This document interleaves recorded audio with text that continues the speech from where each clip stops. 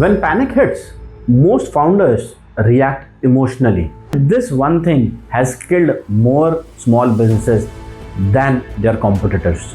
Tanveer's story did not end in collapse. What happened next was not luck. Now let me complete Tanveer's story. Welcome to the episode 4. In the last episode, we learned about 3 things: your cash today, your monthly survival cost, and your stuck receivables. In this episode, we'll talk about 2 next important things. Let's get into that. Number 1 is cut costs, but smart cost cutting and not blind cost cutting. When panic hits, most founders react emotionally and they make decisions like fire 50% of staff, stop all marketing, cancel every subscription, and so on and so forth. But that is not advisable because you still have to run your business. So how to smartly cut the cost is another important aspect that needs to be looked into, because the emotional cost cutting destroys the long-term capacity of the organization and still does not help the short-term goals of achieving more cash. Therefore, we need to plan your costs differently. What you need to do is you need to list down all your costs in following categories. The first one is your fixed cost, like your rental, the EMIs, minimum utility cost. The second one is the people cost, salaries, contractors, retainers. Third one is the nice to have costs, like the software subscription, fancy tools, good looking marketing, which may not always be essential. By the way, not every marketing cost is non-essential. There are essential marketing costs as well, which we'll talk about.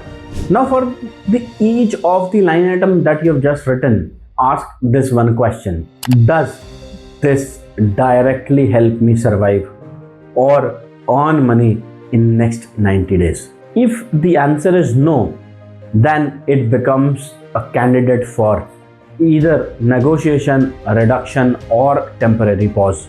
Let's talk about some examples like rent.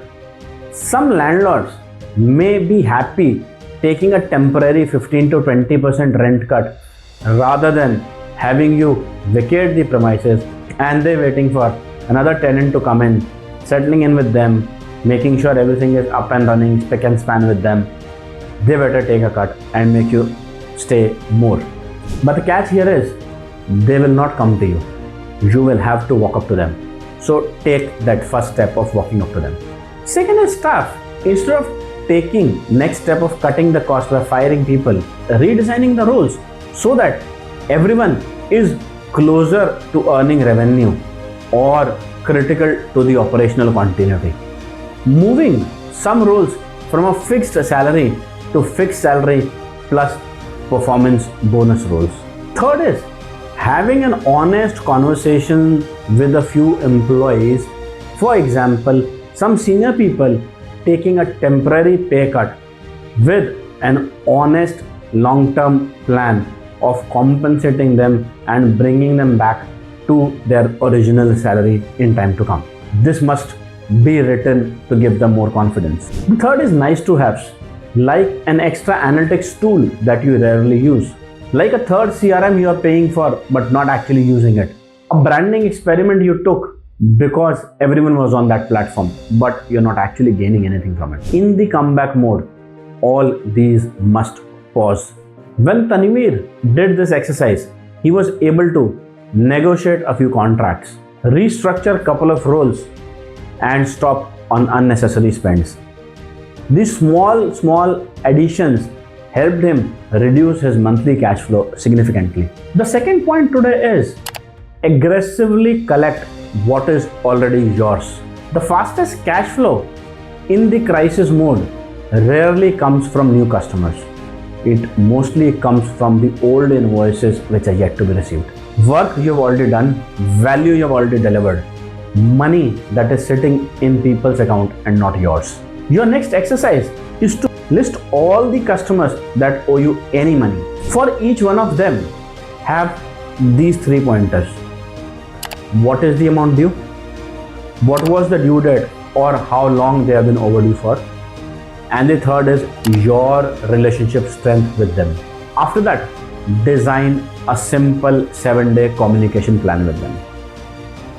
Like for example, on day 1, you should send a friendly reminder. That may say, this is just a gentle reminder, your invoice was due for such and such amount on such and such date.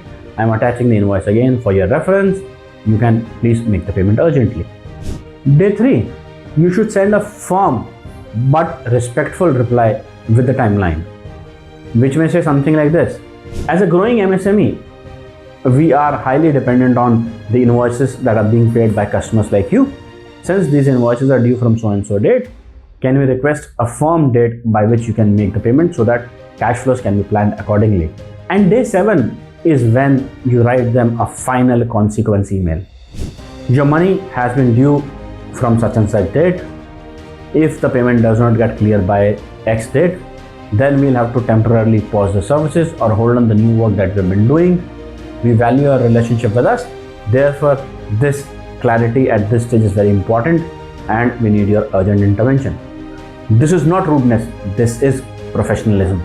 Many MSMEs are comfortable taking loans from banks than following up with their customers for payment. And this one thing has killed more small businesses than their competitors. Now let me complete Tanveer's story, because after seeing his collapse, it is important for you to see his turnaround as well. One desperate evening, after all the staff members and workers left, Tanveer's wife saw him sitting besides the machines that he had. She said he looked up with hollow eyes and murmured, मैंने सब कुछ लगा दिया इसमें. अब suppliers चले गए, customers चले गए, बैंक मुझ पे हंसता है जैसे कुछ मजाक हो. अब कैसे चलेगा ये सब?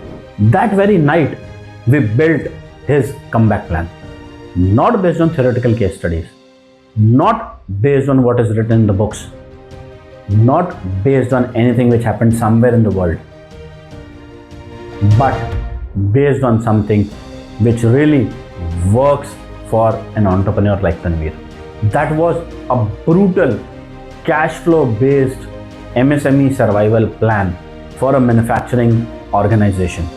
So first, what we did was a brutal numbers audit. We wrote Tanveer's reality on a piece of paper of running a business with about 2 to 3 crores of annual turnover.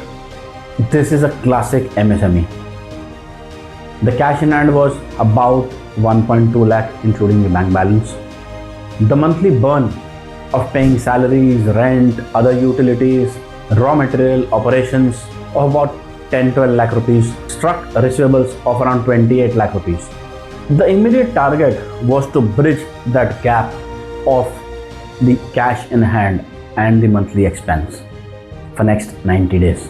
This was considering that we utilize the current assets first. The second was to do smart cuts without destroying the capacity which was already built.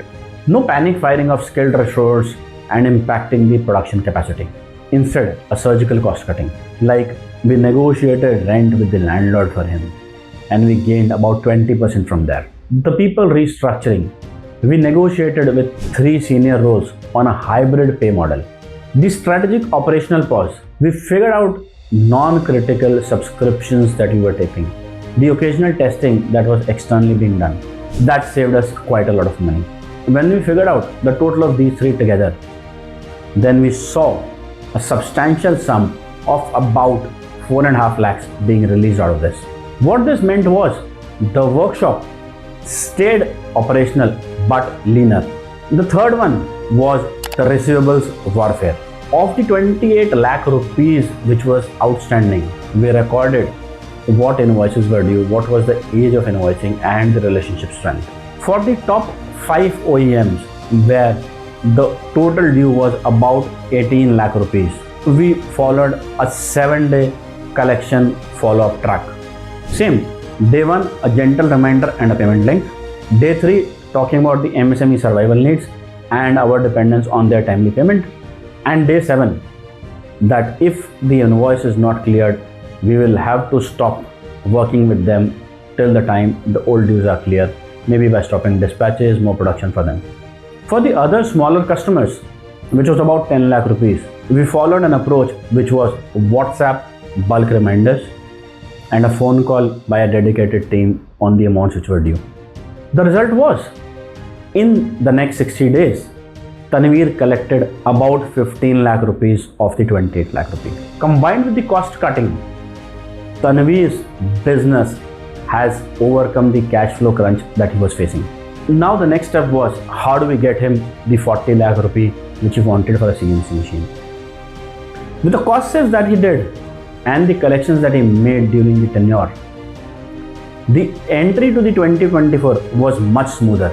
He had enough runway and credibility to approach an MSME friendly lender, talking about what he needs and why. The day 75, he got a collateral free loan approval of 48 lakh rupees from that lender.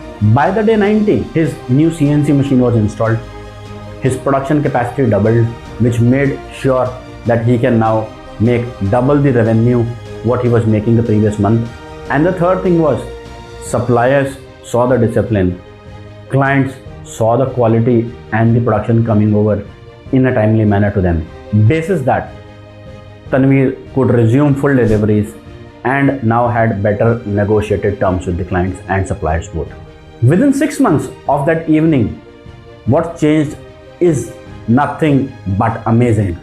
The workforce increased from 15 to 45. Monthly sales increased from about 25 lakh rupees to now upwards of a crore rupee in revenue. On-time delivery rate, which dropped to 62%, increased to about 97%.